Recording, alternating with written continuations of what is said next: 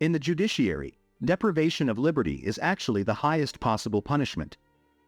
But in all parts of the world there are prisons that use much more violent, crazy and unusual methods to punish their prisoners. Today at Wikivedia Plus we're going to show you some of the most extraordinary prison practices in the world today. Watch the video till the end and let's go.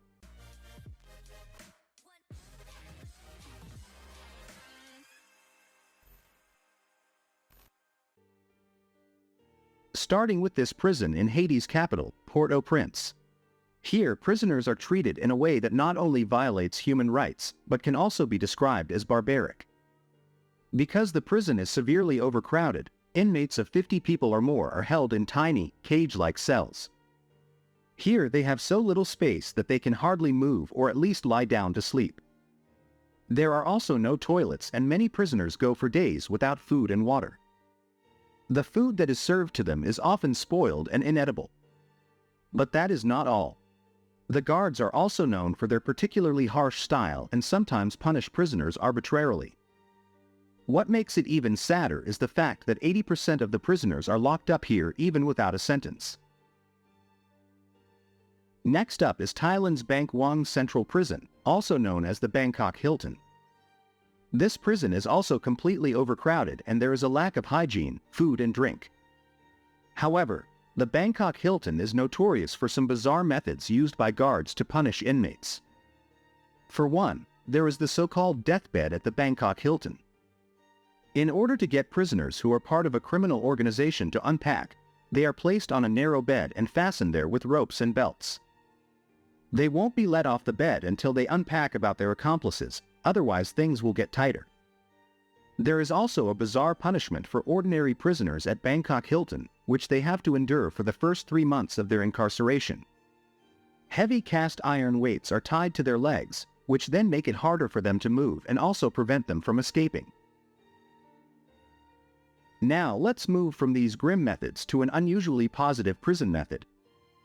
There is a prison on the Norwegian island of Bastel that has become known around the world as a luxury prison. Here the inmates have a completely different experience than in other prisons. Instead of cells, there are small houses here in which the prisoners live and work together with other inmates. And other really unusual methods are also used. Because the inmates have their own schedule and can organize their work independently. It may sound strange, but in Bastel there aren't even any guards monitoring the inmates. Instead, prison authorities trust inmates' ability to control themselves. In addition, there are also many recreational opportunities on the island such as sports facilities, libraries and even a swimming pool and indoor climbing gym that prisoners are allowed to visit. Inmates can also take part in workshops and classes to learn new skills, or go fishing, play soccer or ride a bike. Curiously, 30 years ago there was only one escape attempt on Bastel, and many of the prisoners relapse much less frequently after their imprisonment. We continue with a violent prison method from the United Arab Emirates, which is completely at odds with the modern image that the country wants to convey to the outside world. While Dubai, with its huge skyscrapers and every conceivable luxury, is praised by the local leadership and many influencers as the ideal place to live, the conditions in the prisons are anything but glamorous. In particular, in the case of offenses such as alcohol consumption or drug possession, the penalties can be draconian.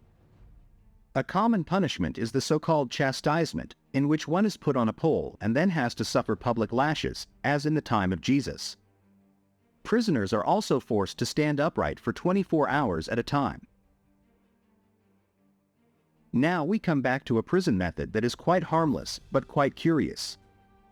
In a prison on the Philippine island of Cebu, prisoners are forced to dance. Yes, you heard right. The inmates in this prison have to dance. And every day. The Philippine prison has drawn much attention in recent years as videos went viral of hundreds of inmates performing evocative dance choreography to songs like Michael Jackson's Thriller. In fact, Klaus Hufer Rund even danced here once as part of the show Duel Around the World. Inmates can choose from a variety of dances.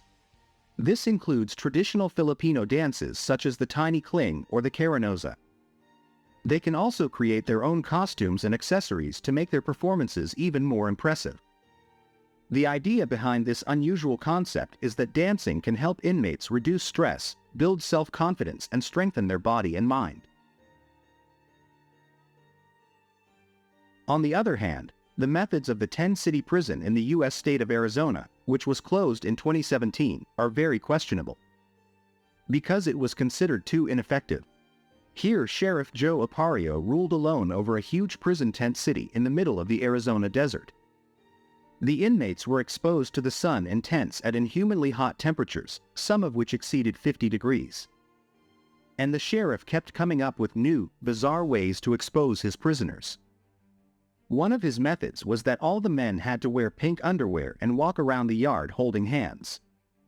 Sheriff Aparicio claimed that this would help undermine the prisoners' self-esteem and thus change their outlook on life. Now let's move on to South America and a prison that is arguably totally unique. It's about the San Pedro prison in Bolivia. Prisoners do not live in cells here but in their own small houses. But not only that, they are even allowed to live there with their wives and children. Because San Pedro is actually a real prison town. While the women and children are allowed to leave the city normally at any time, the criminal men have to stay at home. But the small prison town not only had individual small houses, but also offers shopping facilities, sports fields, and even a kindergarten. Theoretically, you wouldn't really have to leave San Pedro anyway to lead a relatively normal life. However, there are always conflicts in San Pedro, since criminals live here together with women and children. Despite this, the wardens say that the Bolivian prison is one of the best in South America and that many criminals don't even want to leave afterwards, as they have become so accustomed to life in the small town.